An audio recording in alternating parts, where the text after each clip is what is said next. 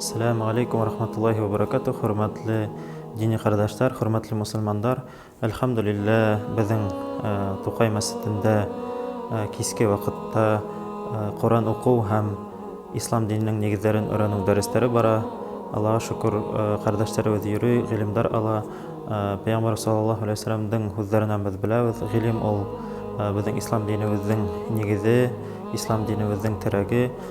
Гыйлемһез, яхшы гыйлемһез безнең гыйбадәтләребез дә, гыйбадәт һәм Аллаһка дуа кылуларыбыз да дөрес булмау ихтимал. Шуңа безнең галимдарыбыз әйтә, бишектән ләхеткә хәтлем гыйлем алыгыз дип.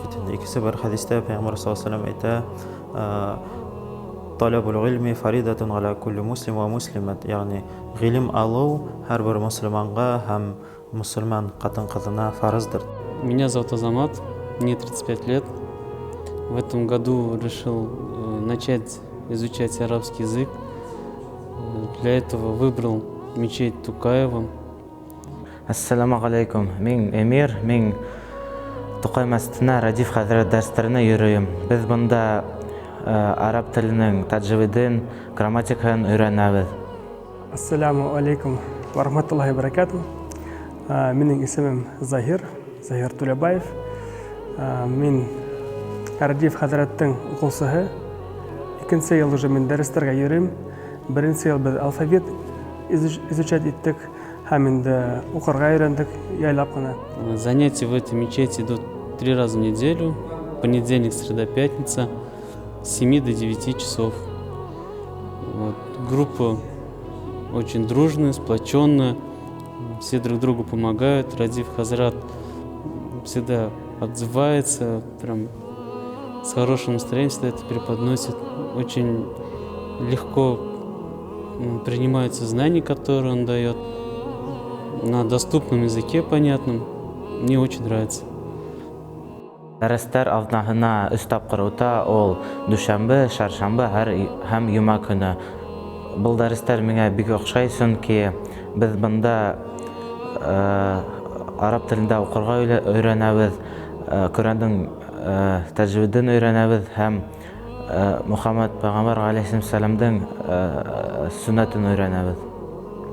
Во время уроков мы начинаем изучать сначала буквы алфавита. Кто ходит второй год здесь, они уже читают Коран. Мы уже слушаем, вникаем в произношение букв, вникаем. Также нам Радиф Хазрат раскрывает смыслы аятов Корана,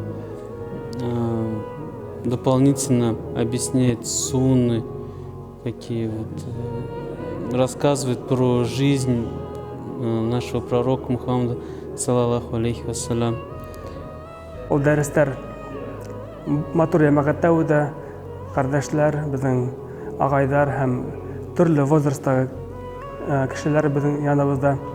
Һәм инде ул дәрес алу, белем алу, төрле яңа хадислар өйрәнү бик күңелгә рәхәт.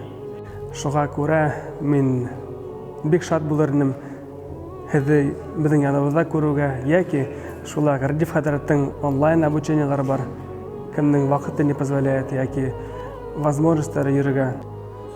Если у вас есть хоть какое-то там малейшее желание начать изучать арабский язык, то вот в этой мечети с нашим преподавателем Радиф Хазратом самое правильное решение сюда прийти, начать учиться, не бояться, не стесняться.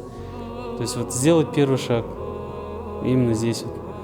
Үзебезнең халкыбызда сакырабыз гыйлем алырга, мәсҗидләргә йөрергә, намаз укырга, Коръән укырга һәм дә үзегезнең тормышыгызны бәхетле һәм бәрәкәтле итәргә. Амин. Ассаламу алейкум.